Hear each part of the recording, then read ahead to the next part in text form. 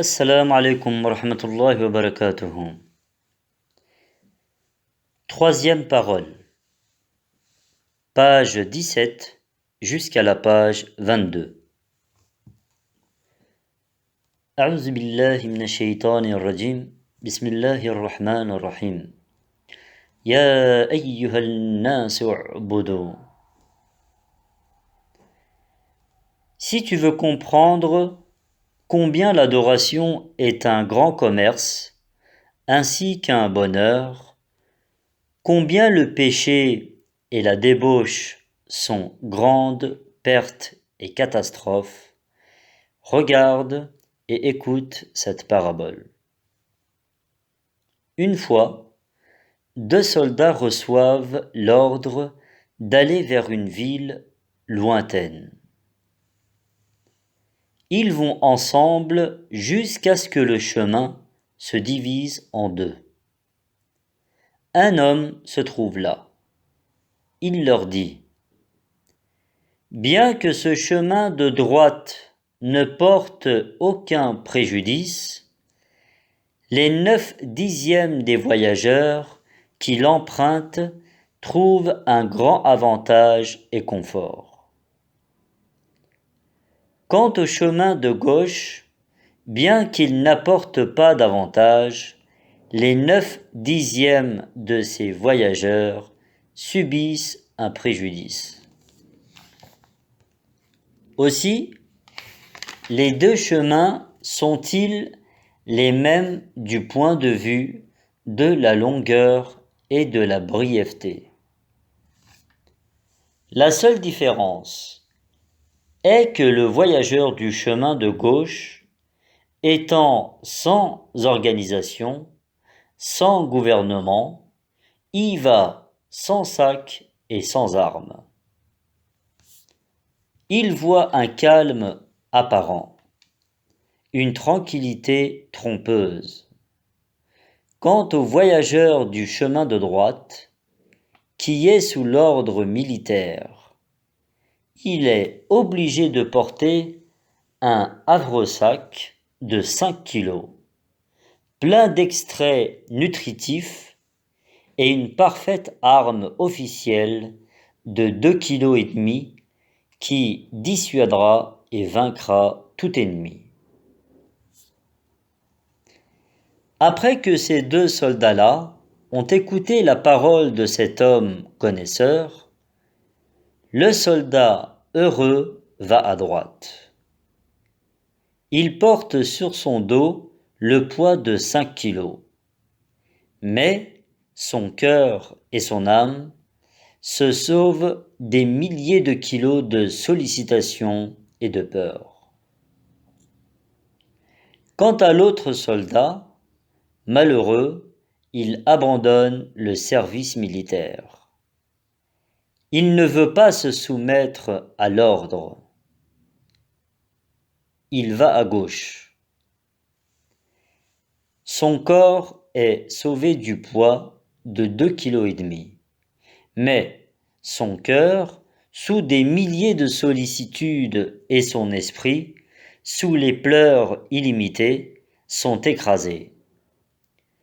Aussi, il y va en mendiant auprès de tout le monde et en tremblant de toute chose devant tout événement. À l'arrivée, il est puni pour désobéissance et désertion. Quant au soldat aimant l'ordre de l'armée, conservant son havresac et son arme, et partant à droite sans avoir à solliciter personne, sans avoir peur de personne, il y va, avec la quiétude du cœur et de la conscience. Il arrive enfin à la cité souhaitée. Là, il reçoit une récompense convenant à un soldat qui a bien accompli son devoir. Voilà. Ô mon âme enivrée, sache que l'un de ces deux voyageurs représente ceux qui obéissent à la loi divine, l'autre les gens révoltés qui suivent leur penchant. Quant à ce chemin-là, c'est le chemin de la vie, provenant du monde des esprits, qui passe par le tombeau et va à l'au-delà. Quant au havresac et à l'arme, c'est la prière et la piété. Même si l'adoration semble pénible, en vérité, il y a une telle quiétude et un tel apaisement qu'on ne saurait l'expliquer. Parce que le dévot dit dans sa prière Ashhadu an la ilaha illallah, c'est-à-dire il n'y a ni créateur ni pourvoyeur excepté lui. L'avantage ou la perte sont dans son pouvoir. Il est aussi le sage par excellence. Il ne fait pas de choses en vain. Il est miséricordieux. Il a beaucoup de bonté et de clémence. En affirmant cela, du fait de sa croyance, il trouve dans toute chose la porte du trésor de la miséricorde. Il sonne à la porte de la cour avec la prière. Aussi, il voit toute chose assujettie à l'ordre de son Seigneur. Il se réfugie auprès de lui, en s'appuyant sur la confiance qu'il a en lui. Il se retranche contre tout malheur. Sa foi lui donne une assurance totale. Oui, la source du courage comme de chaque vraie et bonne action, c'est la foi et l'adoration. La source de la peur, comme celle de chaque mauvaise action, c'est l'égarement. Oui, même si le globe terrestre, en devenant une bombe, explosait, il est possible qu'elle n'effraie pas un serviteur dont le cœur serait tout à fait éclairé. Au contraire, il contemplerait un éternel pouvoir extraordinaire avec une heureuse admiration mêlée du plaisir. Mais quand un philosophe sans cœur, pervers, renommé pour sa raison éclairée, il tremblerait sur terre en voyant une comète dans le ciel.